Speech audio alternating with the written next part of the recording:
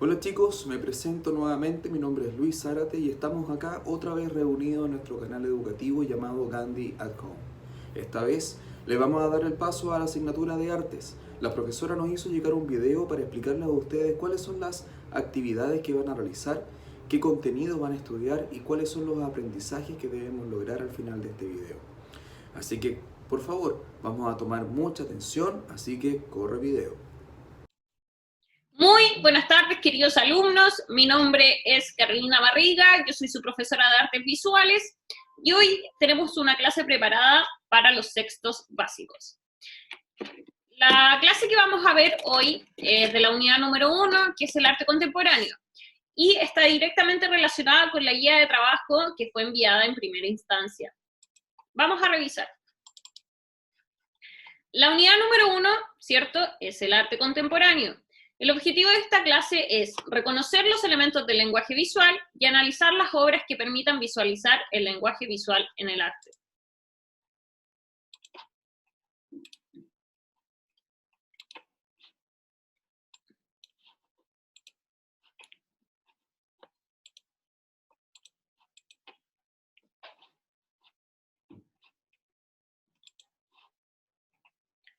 ¿Por qué es tan importante conocer los elementos del lenguaje visual?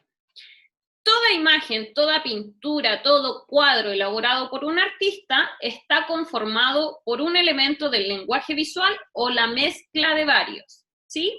Cada artista escoge los elementos que quiere utilizar para dar origen a su obra y estos pueden ser mezclados de muchísimas maneras, ¿sí?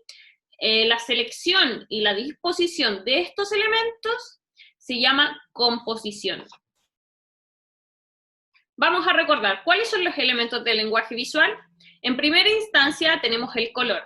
Los colores primarios, que son el rojo, el azul y el amarillo, y los colores secundarios, que son el verde, el morado y el naranja. Si nos vamos a la rosa cromática, podemos ver que el amarillo, el azul y el rojo, ¿cierto?, conforman el triángulo principal, que es de los colores primarios.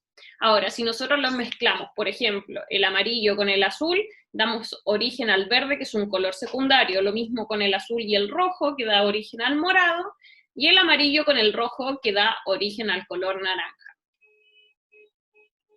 Cuando hablamos de color, también hablamos del contraste. Los colores en contraste son aquellos que están opuestos, que son muy diferentes, y entre más opuestos estén en el círculo cromático, más se notará la diferencia entre ellos. El contraste en el arte nos sirve, ¿cierto?, para resaltar cosas que nosotros queramos comunicar, destacar o poner ciertas figuras por sobre las demás. Acá nosotros podemos ver una tabla de contraste donde podemos ver cuáles son los colores que entre ellos hacen más contraste, ¿cierto? Por ejemplo, acá en la tabla del amarillo podemos ver que el rojo, el rosa, el verde son colores muy fuertes que hacen contraste con el amarillo. También tenemos el punto. El punto es el primer contacto entre una herramienta y una superficie. Esta herramienta puede ser un lápiz, puede ser un pincel, puede ser un plumón, ¿sí? Es el primer contacto. Cuando yo toco con mi lápiz la superficie, esa marca, ¿cierto?, que yo dejé ahí, es un punto.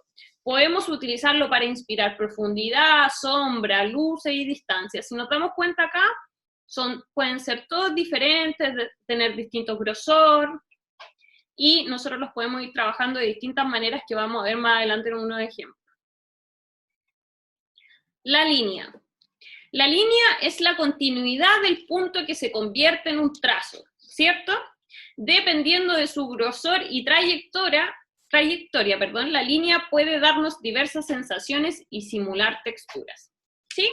La línea puede ser recta, puede ser curva, puede ser ondulada, o podemos mezclarlas, ¿cierto? Podemos hacerlas onduladas, etc. ¿Sí? Es el primer contacto, ¿cierto?, es la trayectoria, perdón, del punto, que puede tener distintas formas. También tenemos las formas, ¿sí? Las formas, existen formas abiertas y cerradas. Nosotros acá podemos ver la diferencia entre las dos. En esta forma, nosotros podemos decir que es cerrada porque tiene un límite, ¿cierto? Tiene un contorno definido. En cambio en esta, la nube está difuminada, ¿cierto? Y no tiene un contorno claro. Por lo tanto, la figura está abierta y se mezcla con los demás elementos dentro de la fotografía, la pintura o cualquier dibujo que podamos hacer. Y por último tenemos la textura, ¿sí? La textura en una pintura es una ilusión óptica, ¿sí? Que está determinada por la mezcla de los elementos del lenguaje visual. Acá se pueden utilizar todos los anteriores, el punto, la línea, mezclar los colores en contraste, ¿cierto? Y con eso nosotros podemos entregar distintas sensaciones de suavidad, de porosidad, de rugosidad, de movimiento, ¿cierto? De diversas sensaciones. Acá podemos ver varios ejemplos, cómo las líneas y los puntos se mezclan con los colores, ¿cierto? Y vamos dando distintas sensaciones. Ahora, vamos a analizar algunas obras para darnos cuenta cómo los artistas utilizan estos elementos. Acá hay una obra de Pablo Picasso, ¿cierto? Que se llama La niña frente al espejo. En esta obra nosotros podemos observar, ¿cierto? Que Pablo Picasso trabajó el fondo con las líneas, cambió un poco los colores, y que las figuras principales están totalmente cerradas por un contorno. También estas figuras, estas formas cerradas, están rellenadas por colores sólidos, que entre ellos hacen contraste.